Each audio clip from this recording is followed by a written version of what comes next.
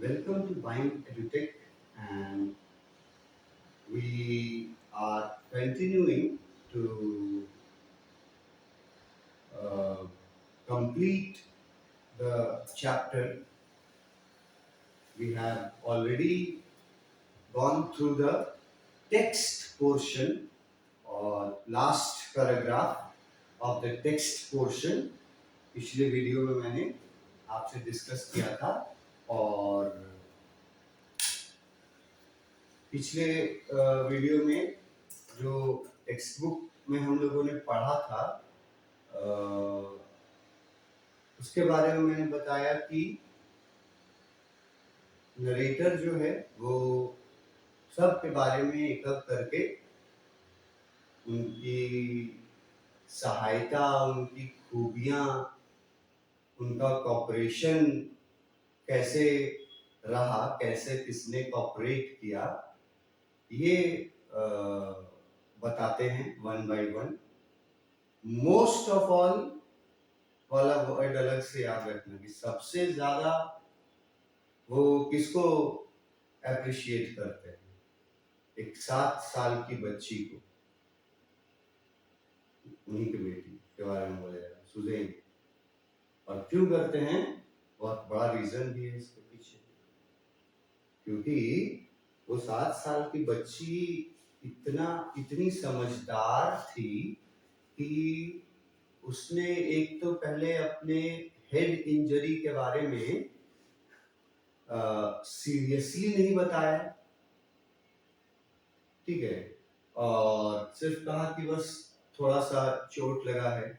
वहां पे दिया हुआ है लेफ्ट आई के ऊपर, जबकि उसके हाथ में भी कट था, डीप कट, वो नहीं बताई उस समय। और बाद में क्यों नहीं बताई थी, क्योंकि वो सीधे बोली थी अपने फादर को कि मैं आपको बॉदर नहीं करना चाहती थी, या तो बॉदर वर्ड यूज कर लें या तो वरी वर्ड यूज कर लें।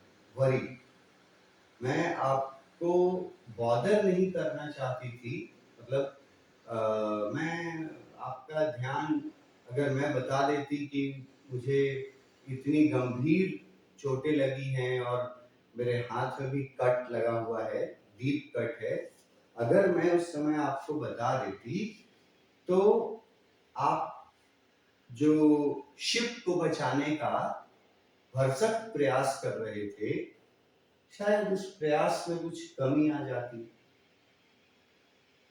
तो because the narrator was doing all his efforts to shape the ship, that is why her daughter did not tell her about her serious injury above the left eye and also about a deep cut in her arms. तो इसलिए सबसे ज्यादा उसको appreciate करते हैं, उसको, बेटी को। और फिर उसके कुछ फैक्ट्स दिए हुए हैं कि ये जो बोल रहे हैं कि उसकी बेटी को गंभीर चोटें थी, सीरियस चोटें थी, लेकिन उसने बोला था कि बस थोड़ा सा चोट है, थोड़ा सा इंजरी है, एंड आई एम ओके। तो कितना सीरियस चोट था ये भी बता दिया। पूछा जाएगा कि उस लड़की को 6 माइनर ऑपरेशंस से गुजरना पड़ा था, क्योंकि जो इंजरी उसको हुआ था उसके वजह से उसके स्कल और स्किन के बीच ब्लड क्लॉट हो जाता था। अब ये वर्ड तुमको याद रखना होगा, ब्लड क्लॉट हो जाता था। क्लॉट होना मतलब जम जाना। सर्जरी होती थी, है ना, वो ब्लड क्लॉट हटा दिया जाता था, लेकिन फिर हो जाता था बार बार। तभी तो 6 बार सर्जरी मतलब ऑपरेशन करना पड़ा। तो बार बार होने के लिए टेक्स्ट बुक में वर्ड यूज किया है रेकरिंग, बार बार हो जाता था। तो उसके लिए उसको बाद में उसको 6 इंजरीज फेस करने पड़े, ठीक है। और वो इंजरी में था क्या प्रॉब्लम, ये याद रखना कि ब्लड क्लॉट कर जा रहा था स्कल और स्किन के बीच बार बार। फिर अपने बेटे को लास्ट में ना याद किए कि एक 6 साल का लड़का जिसको मरने से डर नहीं लग रहा है, उतने विपत्ति वाले उतने विपरीत सिचुएशन में भी 6 साल का बच्चे को बिल्कुल डर नहीं लग रहा है, उसको याद करता है और उसको अप्रिशिएट करता है। यहाँ पे कहानी फिनिश होता है। तो ये एक्सप्लेनेशन है, लास्ट वाला जो पैराग्राफ अभी हमने पढ़ा था इसके पिछले वाले ये में उसका ये एक्सप्लेनेशन पॉइंट्स हैं। और यही पॉइंट्स मैं हमेशा बोलता हूँ कि यही पॉइंट्स आपको क्वेश्चन का आंसर देने में, यही सेंटेंसेस तुम्हारे मदद करेंगे। ये इम्पोर्टेंस है। ये आंसर्स जब तुम लिखोगे ना, इस चैप्टर से संबंधित कोई भी क्वेश्चन पूछा तो आंसर जब लिखोगे ना, तो ये एक्सप्लेनेशन वाले पॉइंट्स जो है ना, 1 2 ऐसे करके जो दिया रहता है एरो, इसी में से आंसर निकलेगा। तो इसका एक्सप्लेनेशन देखो, फर्स्ट पॉइंट में लिखा है कि जब वो पहुंचा, when I reached the land, पूछे गए हैं कौन सा लैंड की बात कर रहा है, तो एम्स्टरडैम। जब वो पहुंचा लैंड पर, तब उसने क्या किया, स्टार्टेड एप्रिशिएटिंग। एप्रिशिएटिंग वर्ड आ गया ना, बता रहे थे ना, एप्रिशिएट ये वर्ड हम बता रहे थे, यही आ गया एप्रिशिएटिंग। तो वो क्या किया, वो एप्रिशिएट किया सबसे पहले लैरी और हर्ब से शुरू किया। बुक हमने लैरी और हर्ब से शुरू किया था। तो उसके बारे में, लैरी और हर्ब के बारे में क्या एप्रिशिएट किया, ये तो इस पॉइंट में लिखा है। ये एप्रिशिएट किया कि वो हैप्पी और होपफुल रहे थे through out the tough and toughest condition. कभी भी वो होपलेस नहीं हुए थे लैरी और खुश रहते थे। तो उसके लिए बुक में वर्ड यूज किया था चीयर, और इसके लिए होपफुल के लिए बुक में वर्ड यूज किया था ऑप्टिमिस्टिक। तो यही मैं बात बोलता हूं कि जैसे यही लाइन अगर लिखा जाए, ठीक है, they remain cheerful and optimistic। ये दोनों वर्ड्स मतलब सभी के लिए हैं, ये ऐसे वर्ड्स हैं जो कॉमन है, याद रख सकते हैं कोई। पर अगर इसके जगह ये सेंटेंस में लिखें कि they remain cheerful and optimistic even under the very high level stress, कि जब सबसे ज्यादा स्ट्रेस था, स्ट्रेस वर्ड जो है ना, ये इसको तुम बोल चाल के भाषा में मीनिंग तो अपना अलग होता है, लेकिन इसको तुम समझ सकते हो टेंशन, किसी चीज का चिंता, स्ट्रेस, बहुत यूज करते हैं इस वर्ड को हम लोग आम में भी, मतलब बोलचाल में, कि ज्यादा स्ट्रेस मत लो, तो उसका मतलब होता है ज्यादा चिंता मत करो, ज्यादा अपने माइंड पे लोड मत लो। लेकिन उन लोगों ने, लैरी और हर्ब ने जो है वो वेरी हाई लेवल स्ट्रेस में, तो वेरी हाई लेवल ये वर्ड तो सबके लिए देती है, लेकिन वहां टेक्स्ट बुक में जो वर्ड था direct stress, very high level stress की जगह डायरेक्ट स्ट्रेस। तो अगर यूज कर दे हम,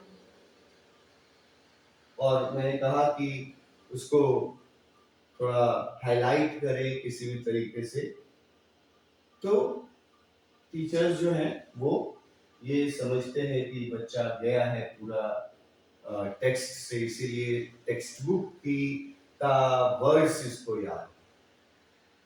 वेरी हाई लेवल स्ट्रेस तो सबको याद रहेगा, लेकिन डायरेक्ट स्ट्रेस किसको याद रहेगा? जो पूरा बुक को लाइन बाय लाइन पढ़ा हो। तो डायरेक्ट स्ट्रेस भी यूज किया जा सकता था। तो लैरी और हर्ब को वो इसलिए अप्रिशिएट करता है क्योंकि विपरीत से विपरीत परिस्थितियों में भी वो दोनों चीयरफुल और ऑप्टिमिस्टिक थे। उसके बाद किसका बात आता है, इसका ये याद करता है, किसका अप्रिशिएट करता है? मैरी को, अपनी वाइफ। और अपने वाइफ को क्यों अप्रिशिएट करता है, क्या योगदान था उसकी वाइफ का, वो यहां लिखा हुआ है पॉइंट में। Who had controlled the steering of the ship during very critical time, मतलब जब समुद्री तूफान में वो शिप समुद्री तूफान से टकराया, पूरा पानी भर गया शिप में,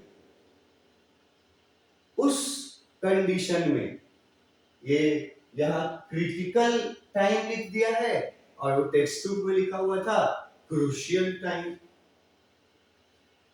तो जब बहुत मुश्किल वाला परिस्थिति था, उस समय मैरी ने क्या संभाला? जहाज का स्टीयरिंग संभाला।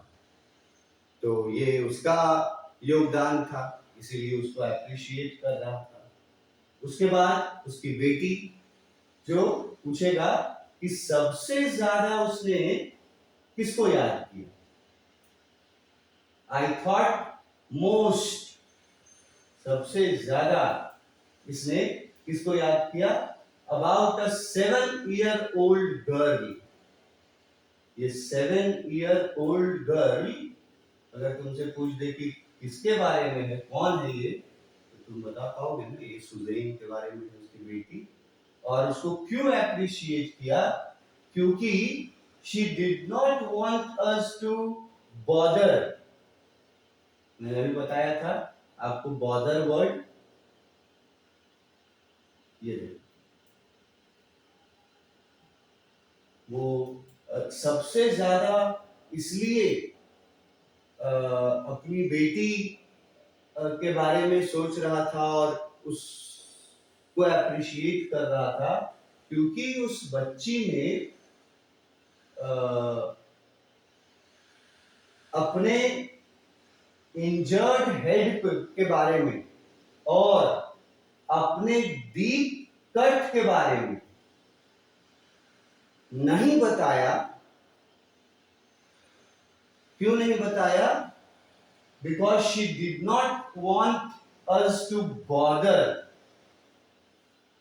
बॉर्डर वर्ड का अगर एकदम टिपिकल हिंदी वर्ड हो जाएगा ना, तो परवाह वर्ड होता है। मुझे इस बात की कोई परवाह नहीं। बॉदर वही वर्ड है, इसका सिनोनिम बहुत सारा है। बॉदर करना, जैसे इसका सिनोनिम में आप ये भी लिख सकते हैं, परेशान करना। फिर एक और वर्ड जो मैंने वो टेक्स्ट बुक में भी आया, वरी, WORRY, चिंता। तो सबसे ज्यादा वो अपनी बेटी को याद करता है, 7 साल की बेटी को, जिसने अपना इंजर्ड हेड के बारे में और अपने डीप कट के बारे में इसलिए नहीं बताया सीरियसली क्योंकि वो नहीं चाहती थी कि वो अपने फादर को बॉदर करे। बॉदर वर्ड काम का है, बॉदर करे, नहीं चाहती, इसलिए उसने उसको ये करके रखा, नहीं बताया कितना ज्यादा इंजरी है हेड पे और कितना डीप कट है, ये नहीं बताया। तो इसके लिए इसको अप्रिशिएट सबसे ज्यादा करते हैं नरेटर। उसके बाद फिर वही उसका कितना इंजरी हुआ था कि बाद में इस इंजरी के लिए उसको कितना ऑपरेशंस का जरूरत पड़ा था। तो ये फैक्ट है, ये याद रखना कि 6 ऑपरेशंस का जरूरत पड़ा था उसको बाद में उस हेड इंजरी के लिए। उसके बाद क्यों पड़ा था वो भी लिखा हुआ था वहां टेक्स्ट बुक में। These were required to control repeated formation of blood clot। ये जो 6 सर्जरी करना पड़ा उस लड़की का, ये इसलिए करना पड़ा क्योंकि उसका ब्लड क्लॉट कर जा रहा था रिपीटेडली। मतलब एक बार सर्जरी किया, उसके बाद फिर कुछ दिनों बाद फिर ब्लड क्लॉट कर गया। सेकेंड सर्जरी किया, फिर सेम 6 सर्जरी करना पड़ा। और ब्लड क्लॉट कहां हो रहा था? उसके स्कल और उसके स्किन के बीच में। स्कल और स्किन के बीच में ब्लड क्लॉट हो रहा है। क्लॉट होना मतलब जमा होना, जमना। तो उसको 6 ऑपरेशंस कराने पड़े उस बच्ची को। उसके बाद लास्ट में सबसे एक ही बचा अपने बेटे के बारे में। वो सोचता है, I also thought a lot about a 6-year-old boy who was not afraid to die। 6 साल का बच्चा को मरने से डर नहीं है। और ये स्टेटमेंट उस बच्चे का है जो हम लोग टेक्स्ट बुक में पढ़े, और उसी स्टेटमेंट को टाइटल बनाया चैप्टर, जिसमें वो बोलता है कि डैड आप ये मत समझिएगा कि हम लोग डरे हुए हैं, हम लोगों को मौत से डर नहीं लगता अगर हम सब साथ हैं तो। ये कौन बोला था? उसका 6 साल का बेटा। तो उसके लिए वो अपने बेटे को अप्रिशिएट कर रहा था।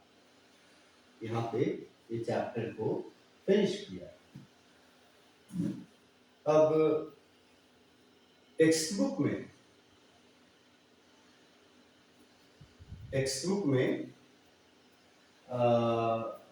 एक क्वेश्चन है जो मैं चाहता हूं कि आप जाने समझें।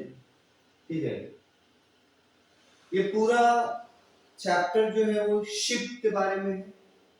ठीक है, शिप के बारे में ही पूरा बताया गया है, पानी जहाज।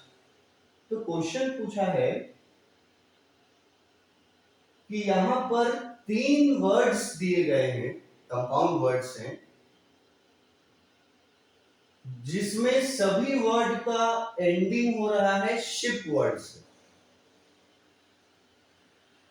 3 वर्ड दिया है जिसमें सभी का एंडिंग हो रहा है किससे? शिप से, शिप वर्ड से। क्वेश्चन पूछता है what does each of them mean? उन तीनों शब्दों का मतलब क्या है जो तीनों शब्द शिप से मतलब फिनिश होते हैं।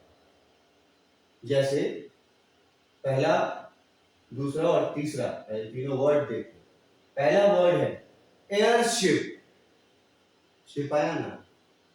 दूसरा वर्ड है फ्लैगशिप, इसमें भी शिप आया। और तीसरा वर्ड है लाइट शिप। फ्लैगशिप, ठीक है, लाइट शिप और एयरशिप, तीनों में शिप है वर्ड लगा हुआ।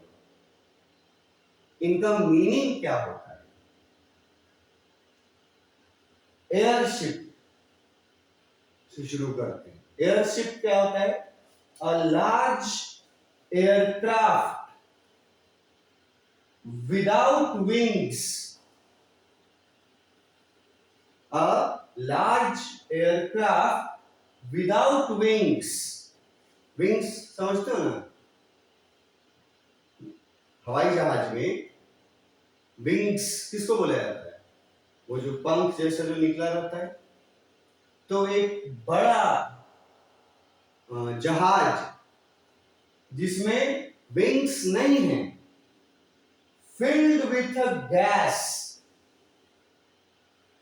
उसमें गैस फिल्ड कर दिया जाता है, which is lighter than air, और वो गैस हवा से भी कम वजन का होता है, एंड ड्रिवन बाय इंजन्स, और उसको इंजन से उड़ाया जाता है। इसको एयरशिप बोलते हैं। तो कितना डिफरेंट चीज है एयरशिप। कॉमनली अगर समझ ये बोलोगे एयरशिप तो तुरंत दिमाग में आएगा क्या? हवाई जहाज। ये नहीं, हवाई जहाज नहीं होता एयरशिप। अगर आपने देखा होगा श्योर कि एक बहुत बड़ा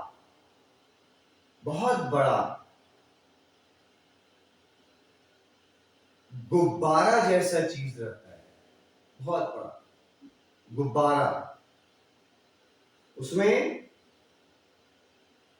जगह बना हुआ होता है खड़ा होने के लिए या बैठने के लिए, और उस गुब्बारे में